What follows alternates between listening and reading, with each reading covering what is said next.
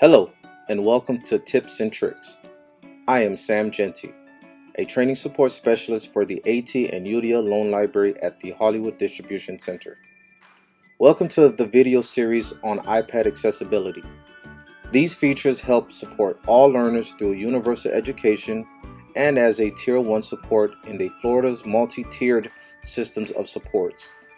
Students using an iPad can self-select these supports to remove any barriers and increase engagement during instruction of the Florida Best Standards.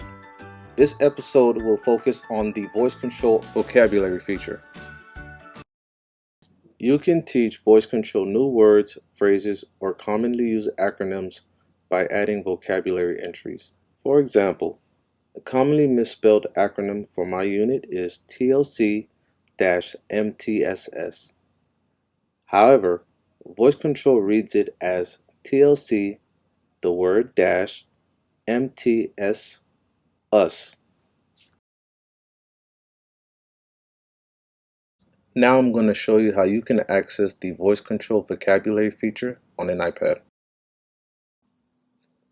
Open Settings, scroll down and tap Accessibility. Under Physical and Motor, tap Voice Control. Now I'm going to add a new vocabulary word.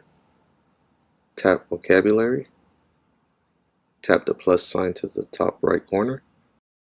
Type in the word or phrase that you'd like voice control to recognize. I'm going to type in TLC-MTSS as my new entry. Let's try it. TLC-MTSS.